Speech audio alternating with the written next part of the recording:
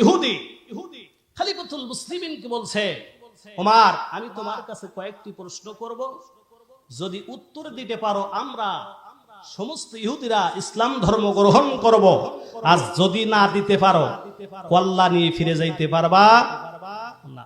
এক নম্বর প্রশ্ন, পৃথিবীর এমন কোন দুই ভাই যাদের জন্মটা সে প্রশ্ন বোঝার জন্য 2025 সালের নভেম্বর মাসের 21 তারিখে আজ রাত 11টার সময় জন্মগ্রহণ করেছে যমজ ভাই। এরকম যমজ সন্তান আমাদের বাড়িতে বিভিন্ন জায়গায় আত্মীয় স্বজনের মধ্যে হয় কিনা ভাই? জোরে কোন। তাহলে যমজ দুই সন্তান এট এ টাইমে জন্মগ্রহণ করেছে 2025 সালের নভেম্বর মাসের 21 তারিখ রাত 11টার সময়। এই দুই ভাই আবার মারা গেছে এখান থেকে মনে করেন 100 বছর পরে। কয় বছর? 100 বছর পরে একই সময় একই টাইমে একই দিনে মারা গেছে। তাহলে দুইজনের বয়স কি হবে? আমার কথা বোঝেন না মনে হয়? কথা বুঝছেন তো? এদিকে প্লিজ অ্যাটেনশন, মনোযোগ দিবেন। তাহলে দুইজনের বয়স কি হবে? কিন্তু এক ভাই থেকে আরেক ভাইয়ের বয়স 100 বছর ব্যবধান। মুসলমান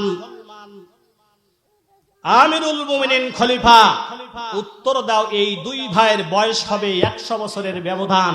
এই সন্তান দুজনের নাম কি বলো দেখি, তুমি কেমন মুসলমানদের খলিফা? উত্তর দিতে হবে কোরআন থেকে, আও বাও ফালতু উত্তর দিলে হবে না। উত্তর শুনবেন তো? উত্তর কোথা থেকে হবে? কোরআন থেকে। 2 নম্বর প্রশ্ন,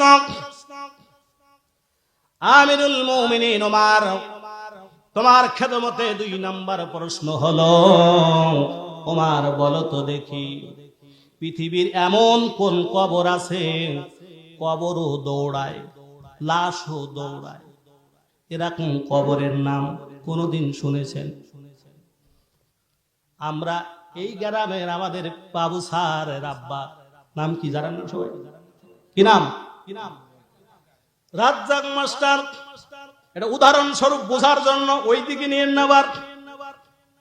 রাজ্জাক মাস্টার যেই কবরের ভিতরে, ওই কবরও দৌড়ায়, রাজ্জাক মাস্টারও দৌড়ায়। এমন ঘটনা কি পৃথিবীর কোন কবর আর লাশ দৌড়ায়? ওমর বলো, তারপর যাও। তবে আও বাও ফালতু উত্তর দিলে হবে না, কোরআন থেকে দিতে হবে। আল্লাহু আকবার। এরপর ওমর তোমার কাছে 3 নম্বর প্রশ্ন হলো, ওমর পৃথিবীর এমন কোন কারাগার যেই কারাগারের দরজা জানলাগুলো সব কিছু বন্ধ থাকে, একটা চুল সুসের মাথা, সুসের মাথা ছিলেন তো আমার মা বোনেরা ওই লুঙ্গি জামা খেতা সেলাই করে না, ওটার কি বলে আপনাদের এলাকায়? সুস বলে তো? তাহলে আমার ভাষার সাথে ঠিক আছে তো? সাতক্ষীরার সাথে পাবনা বললো, মার বলো, সুসের মাথা তার মানে একটা হাতির মতো বড়, তাই না? হাতির মতো বড় না? তাহলে হাতির মতো বড় না, কিন্তু সুসের মাথা হাতির পায়ের মতো বড় হবে না? তাও যদি না হয় তাহলে হাতির কানের মতো সুসের মাথা, তাও হবে না। হাতির চোখের মতো হাতি। এবার আমাদের এখন এই রাস্তা দিয়ে আমি যেই গাড়িটা নিয়ে এসেছি আপনাদের কাছে, ওই গাড়িটা যদি ড্রাইভারের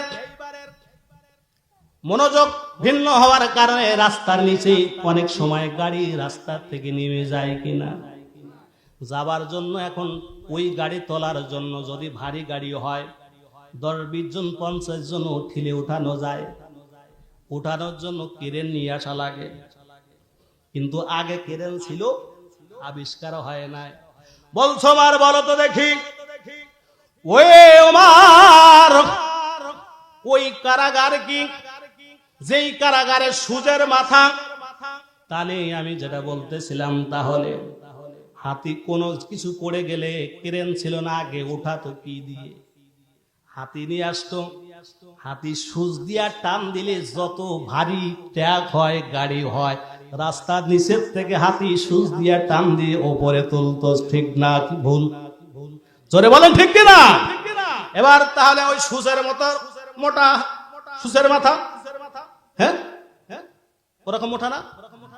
তাহলে একবার আপনার আমার মা হাতি যদি সুচের মাথাটা লেগে যায় দেখা যায় না, কিন্তু রক্ত আসে। ঠিক না? বলছে ওবার বলো তো দেখি, ওই কারাগার, যেই কারাগারের একটা সুচের মাথা পর্যন্ত ছিদ্র নাই। এবার আপনাদের কাছে, আপনাদের বিবেকের কাছে, ব্রেনের কাছে, আপনাদের চিন্তা জগতের কাছে প্রশ্ন হলো বন্ধু, বলেন তো দেখি, যেই জায়গায় অক্সিজেন না থাকে ওই জায়গার মানুষ বাঁচবে, বেঁচে থাকতে পারবে? আল্লাহ যদি এই মুহূর্তে বলে বান্দা, এই পাবনাবাসীর সাথিয়ায় জলসা হচ্ছে, আমার কোরআনের মাহফিল হচ্ছে, যারা গিয়েছে তাদের অক্সিজেন নাকে ঢোকো, তারা জীবিত থাক, যারা রাস্তায় বসে বসে, এই যে একটা অত্যাধুনিক যন্ত্র এখানে সব আছে। আগে লুডু খেলতে যাতে হতো 4-5 জন জোগাড় করে, ঠিক না? এখন এ জায়গায় একা একা 4 জনের কাম একজনে সারা যায়। এই মালের মধ্যে আছে, আপনি তাস খেলবেন, তখন আরো 3 জন হাওলাত করে নিয়ে জোর করে বসায় হতো। না খেলতে চান এই খেল, তুই এক পারি খেল, তুই চা বিস্কিট যা খাই সব দেবারে, ঠিক না? কিন্তু এই মাল আসার কারণে এখন আর 4 জন লাগে না, একজনেই কাম সারা।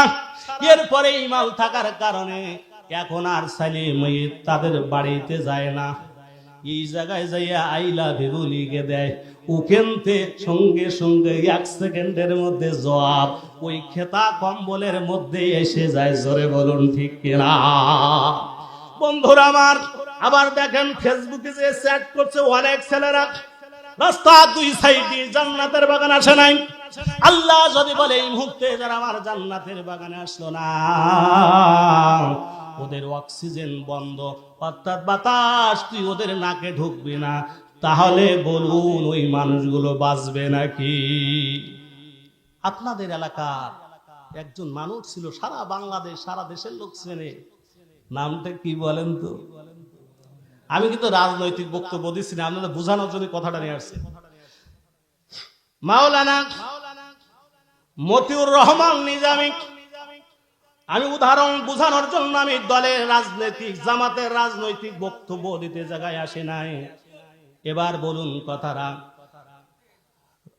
মাওলানা মতিউর রহমান নিজামীকে এই গলায় কি দেওয়া হয়েছিল? ওই ফাঁসি দিলে নাক দিয়ে কি নিঃশ্বাস যাবে? না যাওয়ার কারণে শহীদ হয়ে গেছে, মারা গেছে।